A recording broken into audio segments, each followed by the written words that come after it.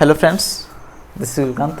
और चलिए आज हम लोग बात करते हैं आईपीएस आरआरबी नोटिफिकेशन, क्योंकि हम लोग का कल ही रिलीज हो चुका है यानी 6 जून। तो आज हम लोग 7 जून है, 7 जून को हम लोग अप्लाई स्टार्ट कर सकते हैं, मतलब आज से हम लोग अप्लाई कर सकते हैं। तो इसके लिए बात करेंगे कि किस किस में हम लोग को भरना चाहिए। जैसे कि ऑफिस असिस्टेंट, उसमें भी भर सकते हैं, और एक है हम लोग का ऑफिसर स्केल 1, और दोनों में हम लोग अप्लाई कर सकते हैं। ऑफिसर स्केल 1 हम लोग का हो गया असिस्टेंट मैनेजर, और ऑफिस असिस्टेंट हो गया हम लोग का क्लरिकल। देन हम लोग का टोटल वैकेंसी इंडिया में आ चुका है ऑफिस असिस्टेंट का 4483 और ऑफिसर स्केल 1 का 2676। तो हम लोग स्टेट वाइज अगर वैकेंसी देखना चाहते हैं तो ips.in पे जाके वहाँ पे डाउनलोड कर सकते हैं एडवर्टाइजमेंट। तो मैं डिस्क्रिप्शन में लिंक दे दूँगा, वहाँ पे जाके आप लोग डाउनलोड कर लेना। तो बात करते हैं कि ऑफिसर स्केल 1 और ऑफिसर स्केल 1 के लिए, ऑफिस असिस्टेंट और ऑफिसर स्केल 1 के लिए हम लोग का एलिजिबिलिटी क्या है। तो हम लोग जो भी ग्रेजुएशन कर लिए हैं, जो भी हम लोग एक रिकॉग्नाइज यूनिवर्सिटी से ग्रेजुएशन कर लिए हैं, वो लोग अप्लाई कर सकते हैं। देन हम लोग अगर हम लोग का स्टेट अलग है और हम लोग अलग स्टेट में अप्लाई कर सकते हैं कि नहीं, कर सकते हैं, क्योंकि अगर आप लोग 8 से एबव 8 मतलब 8 में अगर आप एक सब्जेक्ट लिए हैं जैसे कि हिंदी, और जैसे कि मैं ओडिशा का रहने वाला हूं, तो ओडिशा में मेरा क्या मदर टंग है ओडिया, तो ओडिया है। तो अगर आप लोग भी ओडिया पढ़े हैं 8 के ऊपर 8, 9, 10 और सर्टिफिकेट में वो मेंशन है, तो आप लोग भी कर सकते हैं ओडिशा में अप्लाई। जैसे कि और वहाँ पे जैसे कि बिहार का है हम लोग का हिंदी, जैसे कि हम लोग का ओडिशा में भी हिंदी पढ़ाया जाता है 8, 9, 10 में।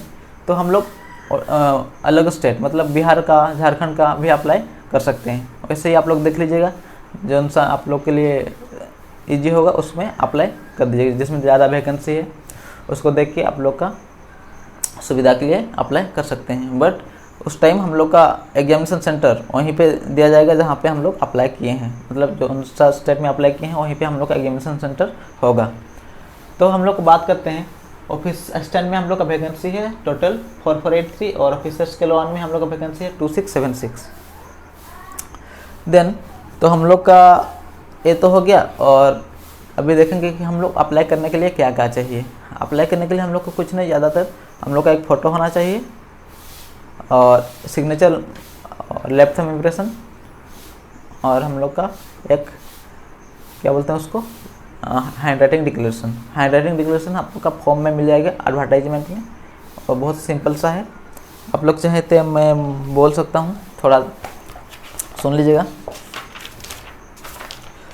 जैसे कि वो रहता है आई, फिर आपका नाम, here bye declare that all the information submitted by me in the application form is correct, true and valid. I will present the supporting documents आज एंड व्हेन रिक्वायर्ड। तो आप लोग इसको लिख सकते हैं। तो इसके बाद हम लोग देखेंगे कि प्री एग्जाम में मतलब हम लोग को क्या क्या पूछा जाता है। प्री एग्जाम में हम लोग का आता है ज़्यादातर रीजनिंग और क्वांट, जो कि 40-40 क्वेश्चन आता है और 40-40 मार्क्स का होता है। वहाँ पे कोई सेक्शनल टाइमिंग नहीं रहता है, जैसे कि आईपीएस, क्लरिकल और पीओ वगैरह में रहता है, एसबीआई में रहता है, वैसे सेक्शनल टाइमिंग नहीं रहता है।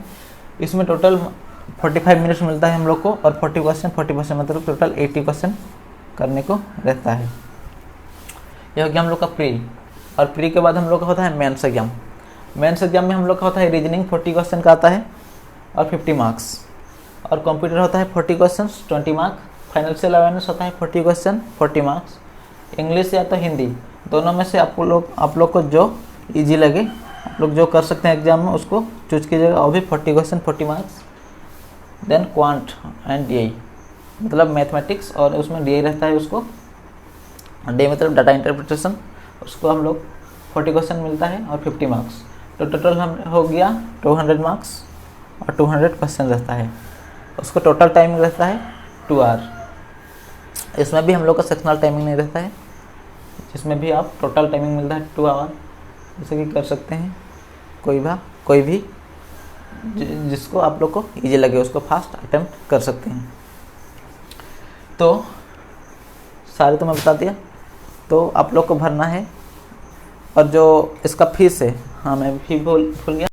तो जनरल लोग का फीस 850 रुपीज़, और SC ST कैटेगरी उन लोग का फीस है हम लोग का 175। तो आप लोग अगर फ्रेशर्स हैं और अप्लाई करना चाहते हैं तो कर सकते हैं, बट अगर जिसको बस देखने के लिए जाना है कि एग्ज़ाम कैसे आता है कैसे नहीं, बट जनरल लोग के लिए तो इतना 850 रुपीज़ बहुत ही ज़्यादा हो जाता है उसका फ़ी। तो ज़्यादा नहीं, वो लोग SC/ST कैटेगरी में अप्लाई कर सकते हैं, जो कि उन लोग को अगर देखना है तो जॉब नहीं मिलेगा वैसे करने से, बट आप लोग अटेम्प्ट कर सकते हैं और देख सकते हैं कि क्वेश्चंस लेवल कैसा रहता है। क्वेश्चंस लेवल बहुत ईजी रहता है क्योंकि यहाँ पे कटअप बहुत ही ज़्यादा जाता है। तो उम्मीद है समझ गए होंगे। तो हम लोग का अप्लाई स्टार्ट डेट है आज, माने 7 जून से लेकर 27 जून तक। तो होप आप लोग इसको अप्लाई करेंगे। ऑल द बेस्ट, अच्छा से पढ़ाई कीजिएगा और अच्छा से एग्ज़ाम दीजिएगा, जो कि हम लोग का एग्ज़ाम है एग्ज़ाम है हम लोग का अगस्त में।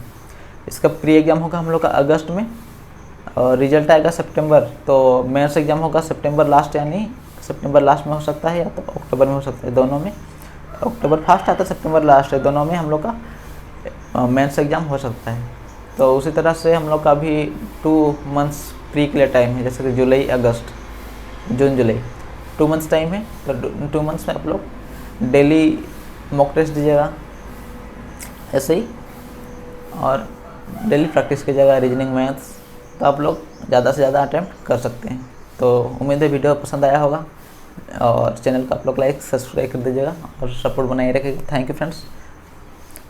बात करेंगे हम लोग को कैसे प्रिपरेशन करना चाहिए, और मैं वीडियोस लाता रहूँगा कि कैसे मैथ्स का क्वेश्चन आता है, कैसे रीजनिंग का क्वेश्चन आता है। उम्मीद है अच्छा लगा होगा वीडियो एंड डिटेल्स मिल गया होगा सब। Thank you friends.